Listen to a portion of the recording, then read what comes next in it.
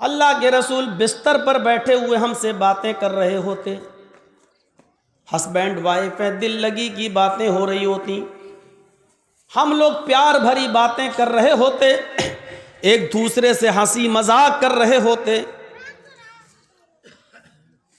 हम नबी को खुशी पहुंचाते, नबी अकरम मुझे खुशी देते।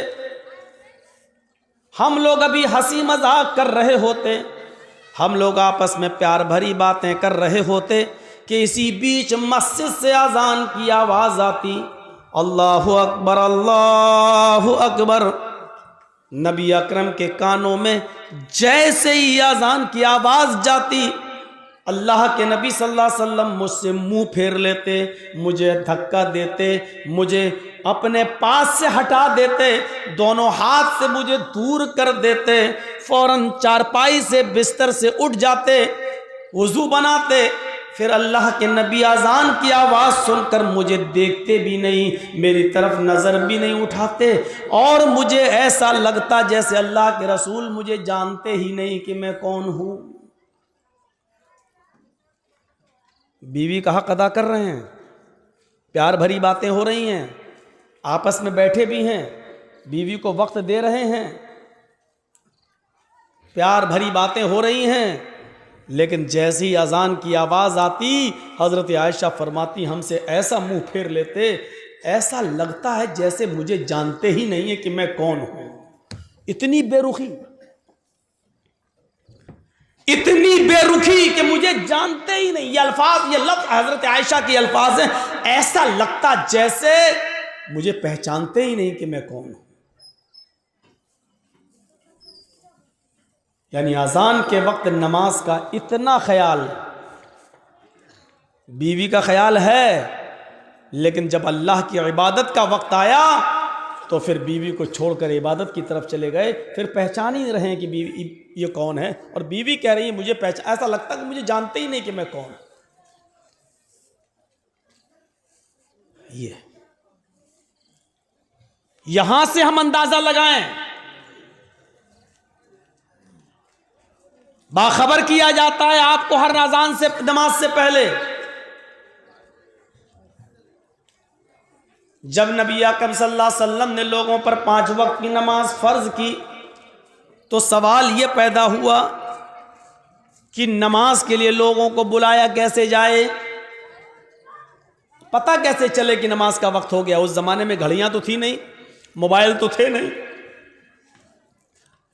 सूरज से अंदाजा लगाया जाता था कि जोहर की नमाज का वक्त कौन सा है, फजर और असर का कौन सा है। सूरज के गुरूब होते ही अंदाजा लगाया जाता था मगरिब का वक्त हो गया।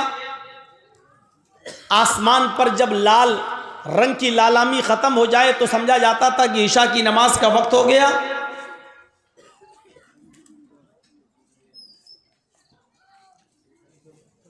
मशवरा किया अल्लाह के रसूल सल्लल्लाहु अलैहि वसल्लम ने कि लोगों को अजान नमाज की तरफ कैसे बुलाएं। किसी ने मशवरा दिया अल्लाह के रसूल अजान, किसी ने मशवरा दिया नमाज के लिए बुलाने के लिए मोहल्ले में एक आग लगाई जाए, हर नमाज के वक्त आग लगाई जाए। जब आग जलने लगे तो लोग समझ जाएं कि नमाज का वक्त हो गया। एक सहाबी ने मशवरा दिया नहीं, जोर से घंटी बजाई जाए तो पता चल जाएगा कि अजान का वक्त हो गया, नमाज का वक्त हो गया। किसी ने मशवरा दिया कि शंख बजाया जाए, जिसको भोंपू बोलते हैं, शंख बजाया जाए जोर से, उससे पता चल जाएगा कि नमाज का वक्त हो गया। लेकिन उस वक्त मीटिंग बर्खास्त हो गई। नहीं, न आग जलाना ठीक है, इसमें मजूसियों की मुशाबिहत हो रही है, न शंख बजाना ठीक है, न घंटा बजाना ठीक है। चलो कल गौर करेंगे कि क्या है, कल फिर मीटिंग होगी दोबारा। अल्लाह के रसूल ने सुबह फिर दूसरे दिन फिर मीटिंग बुलाई।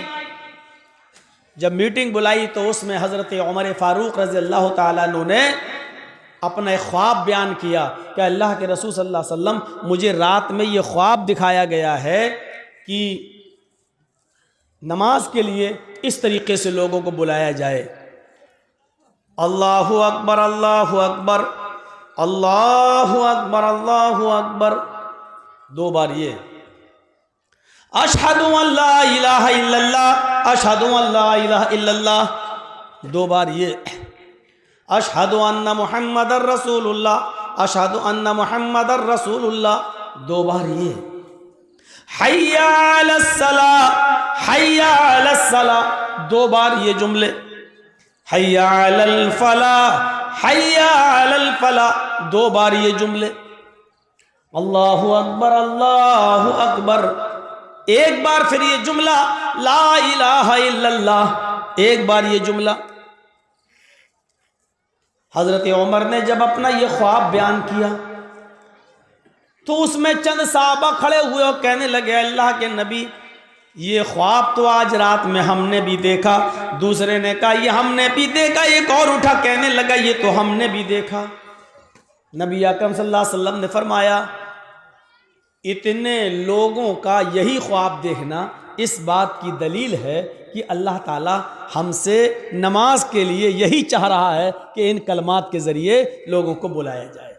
जबकि खुद अल्लाह के रसूल हैं, नबी हैं। जिब्राईल अमीन आकर कह सकते थे कि अजान दिलवाओ, लेकिन जिब्राईल को नहीं भेजा, वही नहीं आई।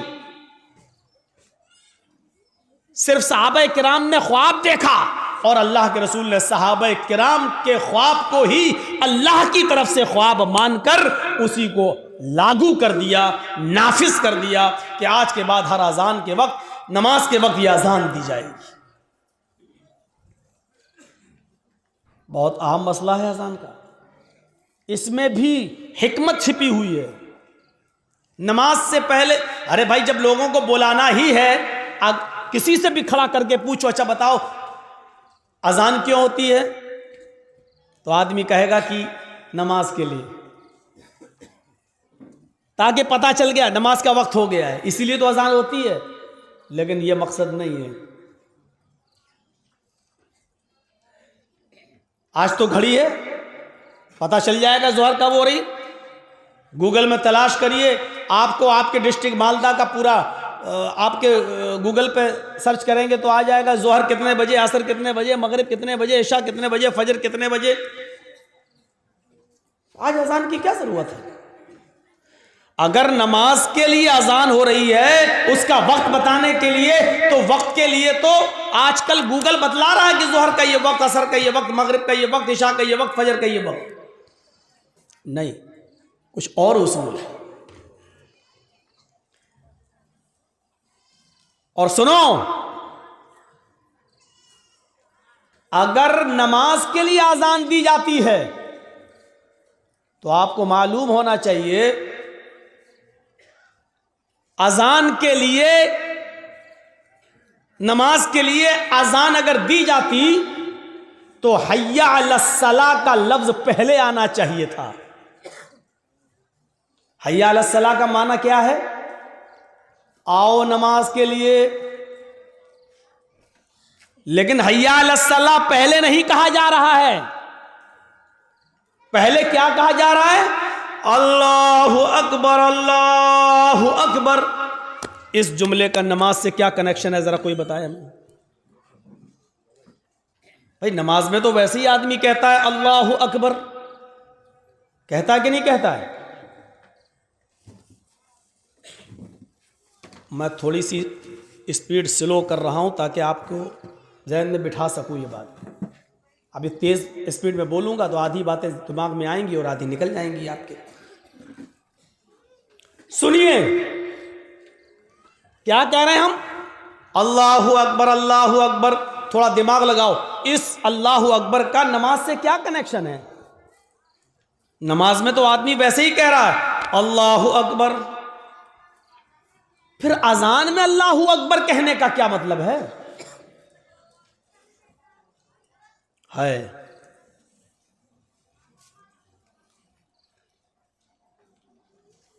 अल्लाहु अकबर, अल्लाहु अकबर। कल मैंने बताया था जब मुअज्जिन कहे अल्लाहु अकबर, अल्लाहु अकबर, तो तुम भी कहो अल्लाहु अकबर, अल्लाहु अकबर। ये मुअज्जिन के साथ साथ अवाम को, पब्लिक को, रियाया को, मुसलमानों को ये जुमले इसलिए दोहराने का हुक्म दिया गया है कि जिस तरह मुअज्जिन अल्लाह को सबसे बड़ा मान रहा है, तुम भी अल्लाह को सबसे बड़ा मानो। अब अल्लाह को सबसे बड़ा मानने का मतलब क्या है? अल्लाहु अकबर, अल्लाहु अकबर, अल्लाह सबसे बड़ा है। और इसको एक बार नहीं 2 बार कहा जा रहा है, अल्लाहु अकबर, अल्लाहु अकबर, अल्लाह सबसे बड़ा है, अल्लाह सबसे बड़ा है। थोड़ी देर रुकने के बाद ये जुमले फिर कहे जा रहे हैं, अल्लाहु अकबर, अल्लाहु अकबर। हाँ, गौर से सुन लो, अगर तुमने न सुना हो फिर से सुन लो, अल्लाह सबसे बड़ा है, अल्लाह सबसे बड़ा है।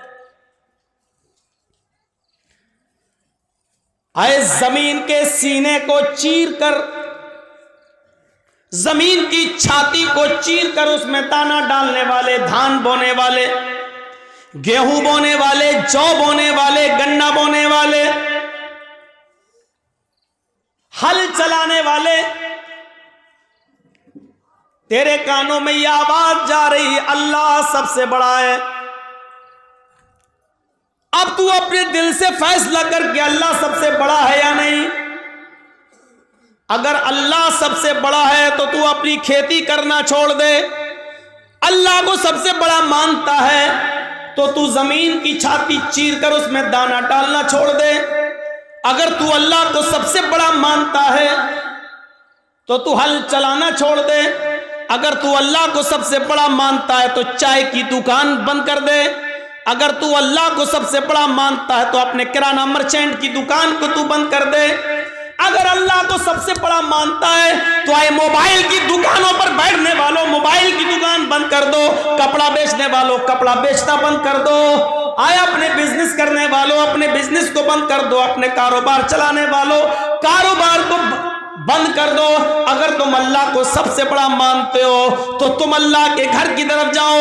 अल्लाह को सबसे बड़ा मानते हो तो तुम इस बात का सबूत दो कि ये सारी चीजें छोटी हैं, हम छोटे, हमारी दुकान छोटी है, हमारा कारोबार छोटा है, हमारा बिजनेस छोटा है, हमारा खेत छोटा है। अगर इस अजान के लफ्ज को अल्लाहु अकबर को सुनने के बाद भी अगर तू दुकान पे बैठा रहा, अगर तू खेत जोतता रहा, अगर तू कपड़ा बेचता रहा और मस्जिद की तरफ नहीं गया, तो इसका मतलब ये है कि तूने अल्लाह को सबसे बड़ा नहीं माना। तूने अपनी दुकान को अल्लाह से बड़ा माना, तूने अपने खेत को अल्लाह से बड़ा माना, तूने अपने कारोबार को अल्लाह से बड़ा माना, तूने हल चलाने को अल्लाह से बड़ा माना, तूने किराना की दुकान को सबसे बड़ा माना, तूने अपने घर को सबसे बड़ा जाना, तूने अपने बीवी और बच्चों को अल्लाह से बड़ा जाना। अगर अल्लाह को सबसे बड़ा मानता है, इसलिए अकबर कहा, अकबर। अजान में यह भी कहा जा सकता था अल्लाहु कबीर, अल्लाह बड़ा है। कबीर के माना क्या होते हैं? बड़ा। अजीम के माना क्या होते हैं? बड़ा। यह भी कहा जा सकता था अल्लाहु अजीम, अल्लाह बड़ा है। यह भी कहा जा सकता था अल्लाहु कबीर, अल्लाह बड़ा है। लेकिन न कबीर कहा जा रहा है, न अजीम कहा जा रहा है, बल्कि अकबर कहा जा रहा है, जिसका माना होता सबसे बड़ा।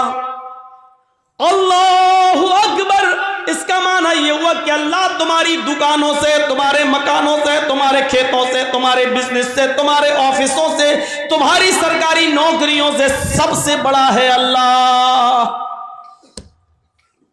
मौलाना साहब जिस आदमी के यहाँ काम करते हैं वो हमें छुट्टी नहीं देता है। मस्जिद में नमाज पढ़ने के लिए हम घर पे आने के बाद फिर हम सुबह से लेकर शाम तक की नमाजें इकट्ठी पढ़ लेते हैं। सुन लो, हर वो बिजनेस, हर वो सर्विस, हर वो नौकरी इस्लाम की नजर में और शरीयत में हराम है जो आपको आपके नमाज के वक्त में आपको नमाज पढ़ने से रोकती है। इस्लाम की नजर में वो नौकरी हराम है, इस्लाम की दृष्टि में वो सर्विस हराम है, शरीयत की रोशनी में वो गवर्नमेंट की जॉब ही क्यों ना हो वो भी हराम है। अगर कोई सरकारी सर्विस या प्राइवेट जॉब अगर आपको आपके अव्वल वक्त में या आपको नमाज के औकात में आपको नमाज पढ़ने की इजाजत नहीं दी जा रही है तो आपके लिए वो सर्विस हराम है, वो नौकरी हराम है, वो कारोबार हराम है जो आपको नमाज के वक्त में नमाज पढ़ने से रोक रहा है। वो कमाई भी हराम है और वो बिजनेस भी हराम है। अब मत पूछना मौलाना साहब फला जगह नौकरी करना जायज़ है कि ना जायज़, इस जुमले में सब आ गया है। हर वो बिजनेस, हर वो सर्विस, हर वो जॉब हराम है अजान के वक्त, नमाज के वक्त, जिससे आपको नमाज पढ़ने से रोका जा रहा हो या आप जिसकी वजह से नमाज नहीं पढ़ पा रहे हो, हराम है। दुकान पर ज्यादा कस्टमर आए, भीड़ लगी है, लेकिन अजान की आवाज आ रही है, तो आपको कस्टमर को छोड़ना पड़ेगा और नमाज के लिए जाना पड़ेगा। क्योंकि अकीमुस्सला कहा गया है, यह नहीं कहा गया नमाज पढ़ लो, नमाज कायम करो कहा। नमाज कायम करने का मतलब यह कि उसको वक्त पे पढ़ो, उसके उसूल पर पढ़ो, उसके ज़ाब्तों पर पढ़ो, नबी के तरीके पर पढ़ो, और नबी ने जो वक्त बताया उस वक्त पर पढ़ो। बाद में तो पढ़ ही लोगे, शाम को इकट्ठी भी पढ़ लोगे। नमाज पढ़ने का हुक्म नहीं दिया अल्लाह ने, नमाज को कायम करने का हुक्म दिया है। और नमाज का कायम करना यह है कि जैसी अजान हुई बंद करो दुकान और जाओ नमाज पढ़ने के लिए, चाहे 20 कस्टमर ही तुम्हारी दुकान पर क्यों ना हो।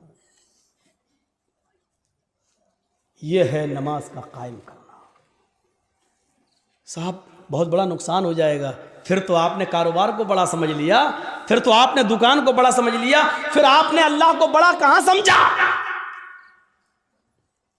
फिर आपने अल्लाह को बड़ा नहीं माना। अब समझ में आ रहा है अजान क्यों दिलवाई जा रही है, नमाज के लिए अजान। अभी अभी अभी नहीं कहा गया नमाज पढ़ने आओ, अभी ये कहा गया नमाज पढ़ने बाद में आना। पहले ये फैसला करो कि तुम अल्लाह को सबसे बड़ा मानते भी हो या नहीं मानते हो। अजान के वक्त ही पता चल जाता है कि कौन अल्लाह को बड़ा मान रहा है और कौन अल्लाह को बड़ा नहीं मान रहा है।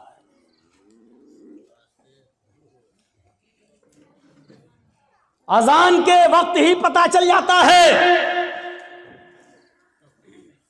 इस जुमले को बार बार 2 बार कहा जा रहा है और फिर 2 बार और कहकर 4 बार कहा जा रहा है। पूरी अजान उठा लो, 4 बार कोई जुमला नहीं कहा गया, सबसे पहले यही जुमला 4 बार कहा जा रहा है। अल्लाहु अकबर, अल्लाहु अकबर 2 बार हो गया। अल्लाह सबसे बड़ा है, हाँ अल्लाह सबसे बड़ा है। आए कारोबार में मसरूफ रहने वालों, आए खेतों में मसरूफ रहने वालों, आए ऑफिस में बिजी रहने वालों, हाय सरकारी और प्राइवेट जॉब में मशगूल रहने वालों, हाय दुकानों में मसरूफ रहने वालों, अपने अपने घरों में बिजी रहने वालों, दोबारा फिर सुन लो, अल्लाहु अकबर, अल्लाहु अकबर।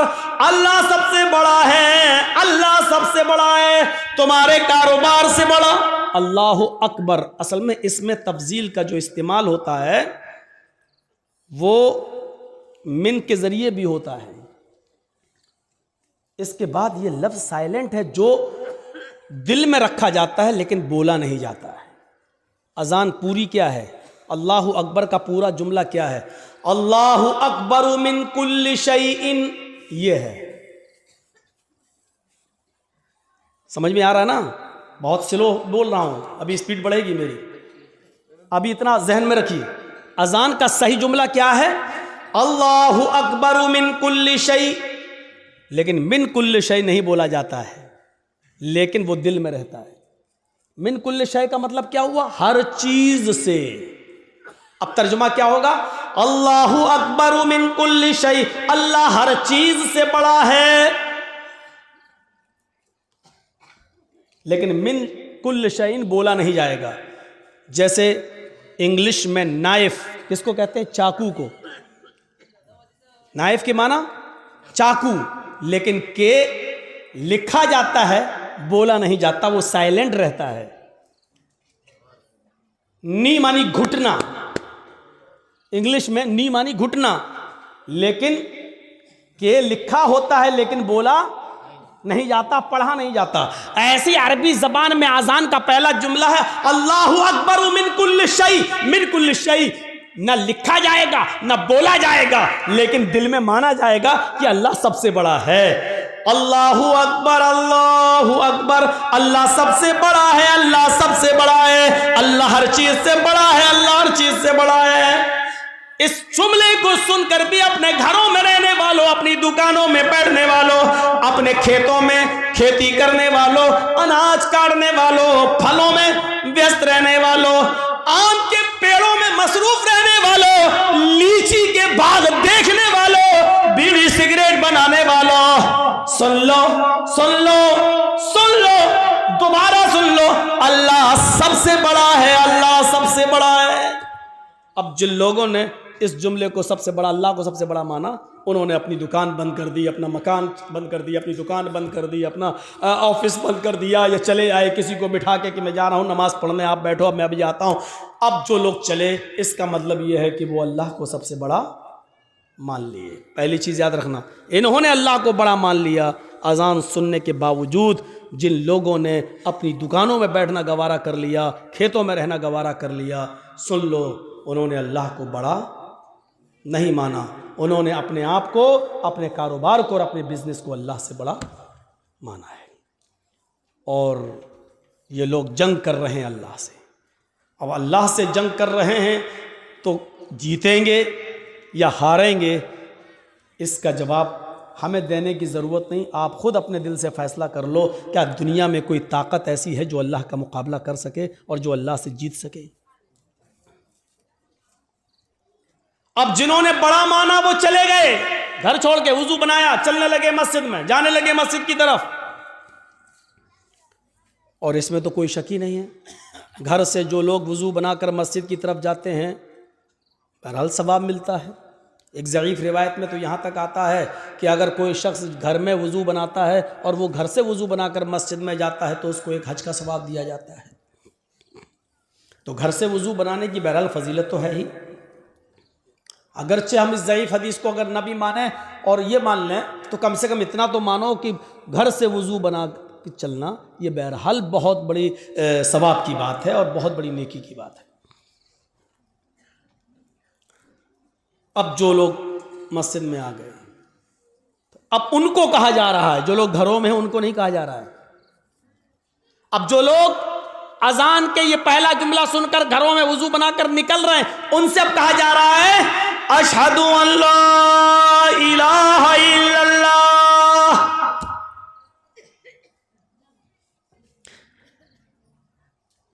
मस्जिद में आने से पहले इस बात की गवाही दो, मैं गवाही देता हूं इस बात की कि अल्लाह के अलावा कोई माबूद नहीं। अशहदु अल्ला इलाहा इल्लल्लाह, मैं गवाही देता हूं इस बात की कि अल्लाह के अलावा कोई माबूद नहीं।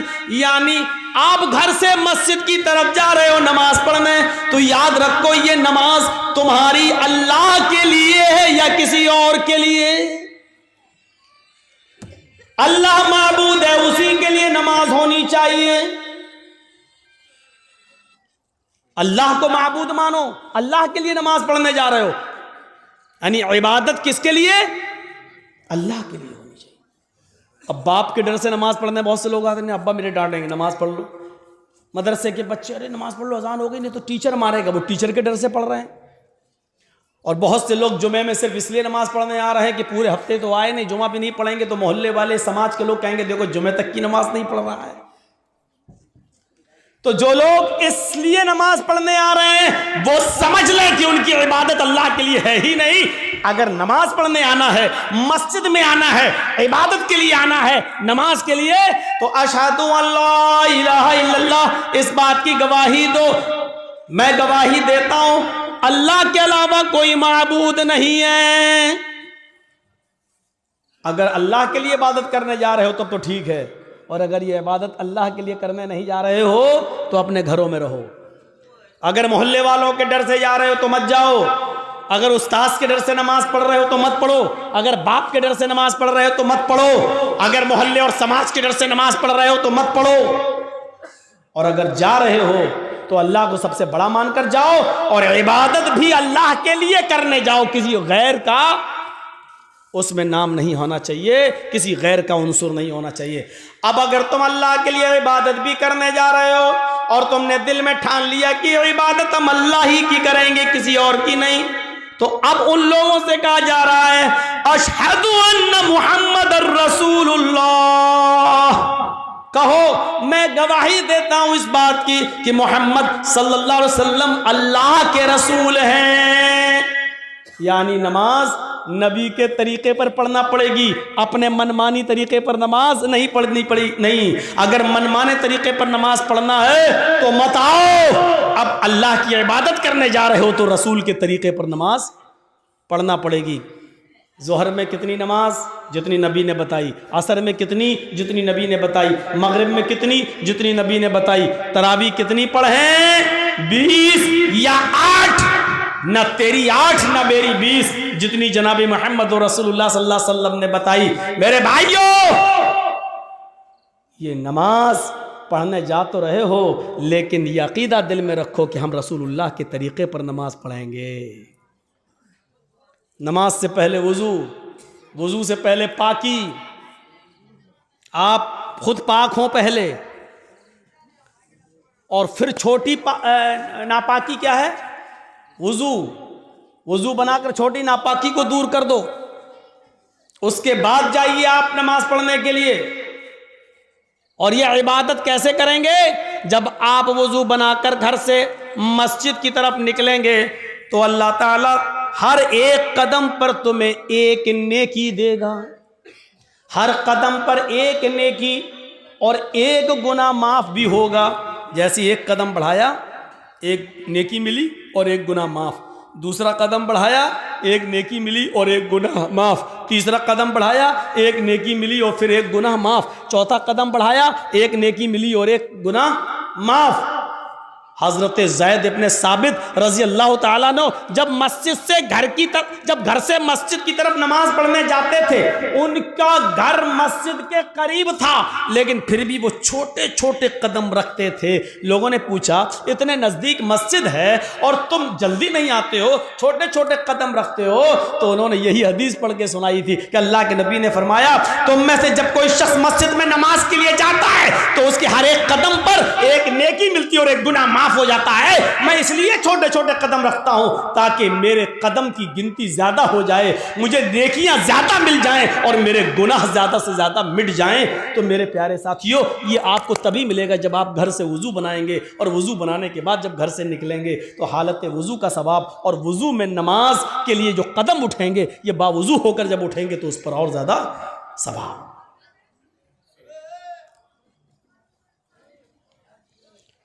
तो अल्लाह को पहले सबसे बड़ा मानो।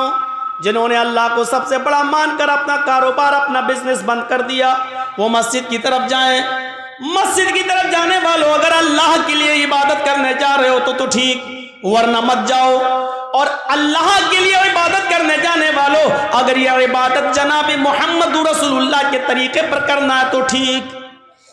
अब ये 3 चीजें बताने के बाद अब कहा जा रहा है, सुनो, ये 3 चीजें, अल्लाह को सबसे बड़ा मान लिया और इबादत अल्लाह के लिए करने जा रहे हैं, और यह इबादत नबी के तरीके पर करने का इरादा है। नबी के तरीके पर, नबी ने जैसे बताया है।